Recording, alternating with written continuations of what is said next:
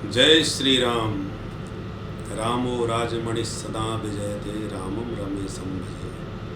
रामेणाभिहिता निशाचरचमू रामाय तस्मै नमः। रामान्नास्ति परायणं परतरं रामस्य दासोऽस्म्यहम्। रामे चित्तलयः सदा भवतु मे भो राम मामुद्धर। श्री अयोध्यापुरी में 22 जनवरी को जो प्राण प्रतिष्ठा महोत्सव श्री रामलला का हुआ है, उसमें सौभाग्य से दास को सम्मिलित होने का सुअवसर प्राप्त हुआ। देश की ही नहीं अपितु समस्त विश्व की दिव्यतम विभूतियों का वहाँ उपस्थित होना, ये बड़े हम सब के लिए गौरव की बात है। विभूतियाँ तो जो हम देख सकें आँखों से वो तो दिखाई पड़ी, और वहाँ पर न जाने कितनी अलौकिक अदृश्य दिव्य देवताओं की भी उपस्थिति का भी महापुरुषों ने अनुभव किया। और हमारे प्रधान सेवक माननीय श्री मोदी जी रामेश्वरम जा कर के और अन्य तीर्थों में जा कर के सभी देवी देवताओं का आह्वान करके वहाँ सबको आहूत करके आए हुए थे। जिस उल्लास के साथ प्राण प्रतिष्ठा का महोत्सव मनाया गया, ये तो हमें पता था कि प्राण प्रतिष्ठा होगी तो बड़ा हर्ष होगा पूरे देश में, पर इतना उत्साह और इतना हर्ष होगा इसकी तो कल्पना हम लोगों ने भी नहीं की थी। हमने सोचा अयोध्या में हर्ष होगा, बाकी सनातनियों के बीच में हर्ष होगा, परंतु समस्त विश्व में जो जागृति सनातन धर्म की हुई इस प्राण प्रतिष्ठा से, वह अलौकिक है, अद्भुत है।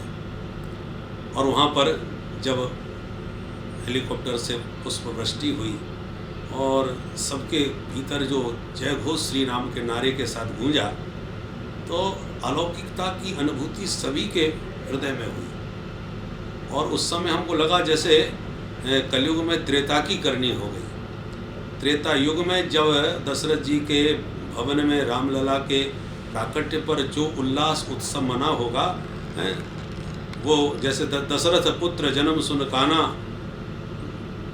मानो ब्रह्मानंद समाना। जैसे ब्रह्मानंद में दशरथ जी समा गए रामलला का समाचार सुन करके, आज वही ब्रह्मानंद जन जन में प्रकट होता दिखाई पड़ा था।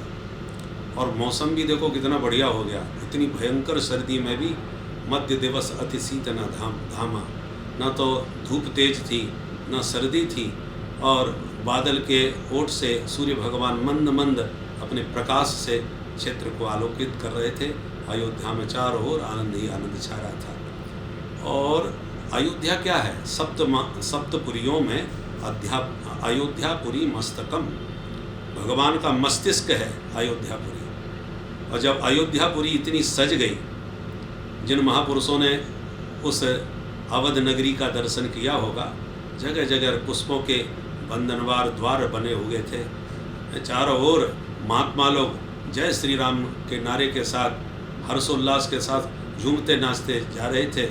ऐसा कोई नहीं जो झूमता नाचता नजर न आ रहा हो। और इतनी भावुकता का वो क्षण था, हमने बहुतों के नेत्र सजल होते हुए देखे।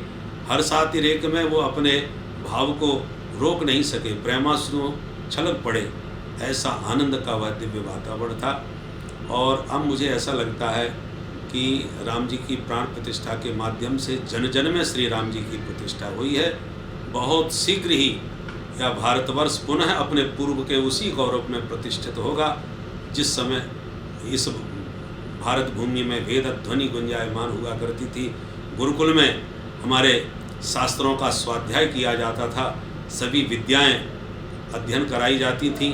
वह गुरुकुल का वातावरण वही सनातन धर्म की ध्वजा पुनः इस देश में फहराना प्रारंभ हो गया है राम जी की प्रतिष्ठा के साथ ही।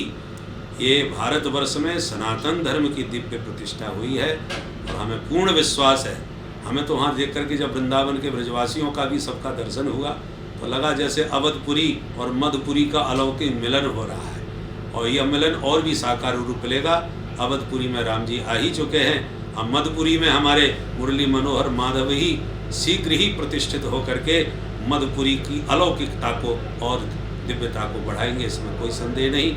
आप सबको श्री राम जी के प्राण प्रतिष्ठा महोत्सव की पुनः पुनः ढेर सारी शुभकामनाएं प्रभु से प्रार्थना करते हैं। ये उल्लास इसी प्रकार से बना रहे। देखो प्राण प्रतिष्ठा तो हो गई, परंतु अब राम जी के राज्य में प्रजा कैसी थी, वो प्रजा का स्वरूप हम लोगों को अब अपने जीवन में धारण करना है। राम जी की जैसी प्रजा होनी चाहिए वैसी प्रजा हमको भी बन के दिखाना है। और सनातन धर्म की कीर्ति पताका को जैसे लक्ष्मण जी ने दंड के समान फहराया है, रघुपति कीरत विमल पताका और दंड समान भयो जस जाका, उसी प्रकार राघव की कीर्ति पताका को हम अपने चरित्र के दिव्य दंड पर धारण करके चारों ओर विश्व में इस कीर्ति पताका को फहराएं। ऐसी हमारी सबसे प्रार्थना है, निवेदन है। हमको लगना चाहिए कि हम राम राज्य में प्रतिष्ठित हो चुके हैं। बोलो जय सिया राम।